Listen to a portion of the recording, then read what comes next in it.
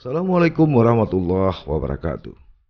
Sahabat sisi lain, setiap hari 265.111 jiwa penduduk kota Banda Aceh atau warga Provinsi Aceh dari berbagai kabupaten dan kota melintas di Jalan Teguh Umar atau persis bersisian dengan lapangan Belang Padang serta Museum Tsunami Aceh. Tapi siapa sangka, atau mungkin saja mereka tidak tahu, jika di sisi kiri jalan ada satu komplek pemakaman Marsosib tentara Belanda. Namanya Kerkhof. Kabarnya, komplek ini terbesar nomor 2 setelah Tanah Abang di Jakarta. Dari sanalah terkubur ribuan tentara Marsose yang tewas melawan para pejuang Aceh. Dari nama yang terpatri di dinding tembok tertulis, ada yang beretnis Jawa, Ambon, Tionghoa, Belanda, Aceh, bahkan berdarah Yahudi. Itu terjadi sebelum Perang Aceh pada abad 19 atau tahun 1873. Ternyata orang-orang Yahudi pernah tinggal di kawasan Kesultanan Aceh Darussalam. Sahabat sisi lain, saat ini perhatian dunia tersita ke Palestina dan Israel. Ini tak lepas dari perang yang sedang berkecamuk antara Palestina dengan bangsa Yahudi Israel tersebut. Tapi jauh sebelumnya, atau pada abad 19, ternyata orang-orang keturunan Yahudi sudah berada di bumi Serami Mekah, Aceh. Ini tercatat dari beberapa kesaksian sejarah bahwa ada 9 nisan dengan identitas nama yang terpahat di atasnya, dan satu di antaranya adalah Afran Mayer Bulkofar. Ia adalah keturunan Yahudi kelahiran Romania pada tahun 1856. Di samping makam Deborah Bulkofar, ternyata masih ada satu makam dengan keluarga Afram Mayer. Selain itu, di kalangan tentara Belanda maupun rakyat Aceh sendiri, Bulkofar dikenal sebagai tuan tanah. Itu sebabnya namanya sempat terpatri sebagai salah satu kawasan pemukiman di kota Banda Aceh. Namanya Blower, yang sekarang sudah berganti nama dengan Sukaramai. Bagaimana jejak Yahudi di bumi Serami Mekah ini? Ikuti perjalanan saya bersama sisi lain. Salam. Untuk menelusuri jejak rekam mereka tidaklah sulit. Datanglah ke Kerkhof, lalu berjalan searah mata memandang. Persis di sudut sisi kanan terdapat sejumlah nisan yang terkesan kurang terawat. Dari 9 nisan dengan identitas yang masih terpahat jelas, ada satu nama yang terkenal, yaitu Afram Mayer Bulkofar. Ia merupakan keturunan Yahudi kelahiran Rumania pada tahun 1856.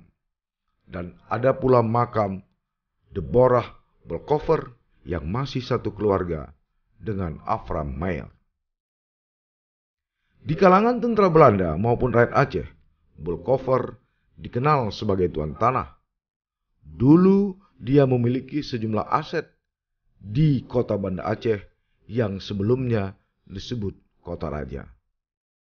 Dari penyebutan nama itulah kemudian menjadi cikal bakal nama kampung Blower di kota Banda Aceh. Kini kampung Blower sudah berubah menjadi kampung Sukaramai.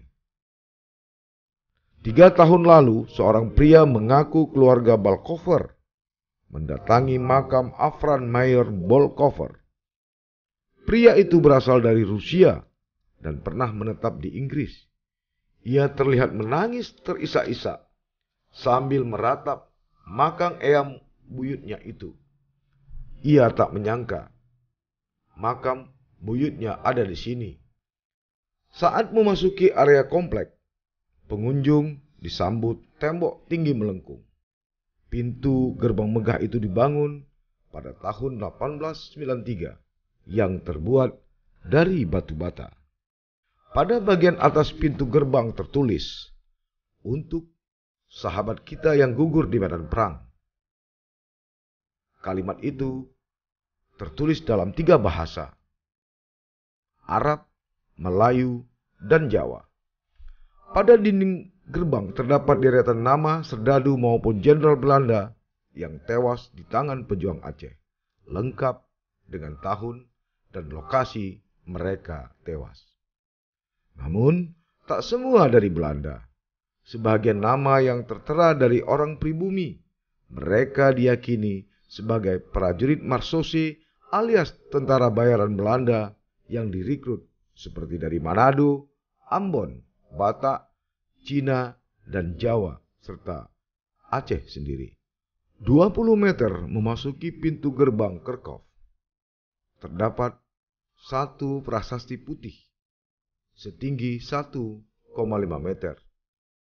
Itu merupakan kediaman terakhir Mayor Jenderal Johan Harmen Rudolf Koffler, Panglima Angkatan Perang Belanda dalam agresi pertama yang mendarat di Pantai Cermin 6 April 1873. Koffler termasuk di antara keturunan Yahudi yang ikut peperangan di Aceh.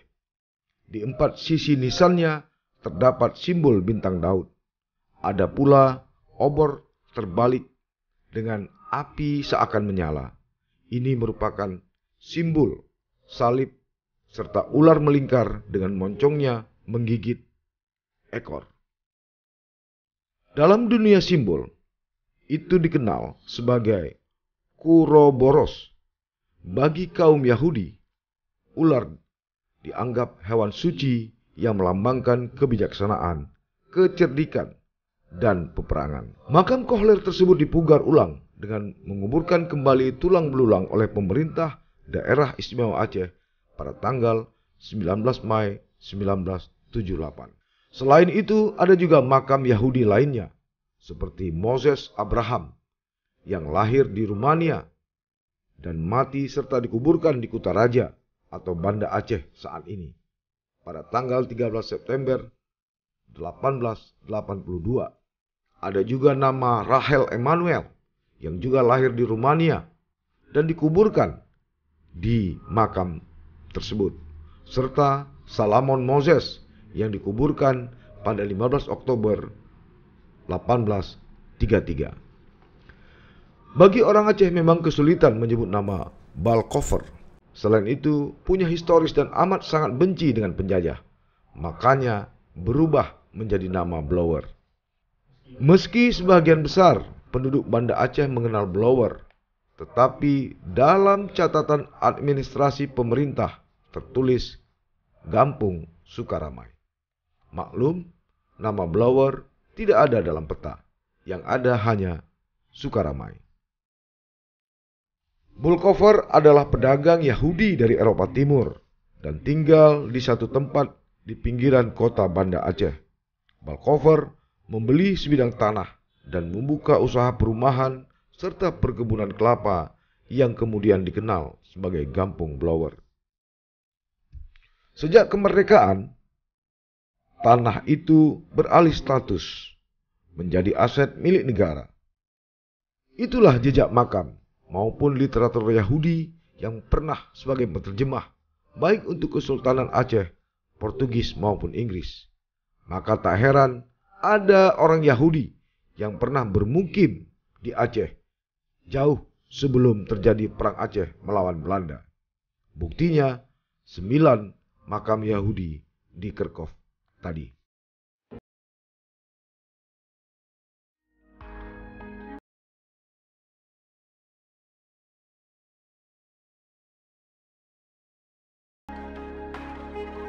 Jangan lupa like, komen, dan subscribe, serta aktifkan lonceng notifikasi.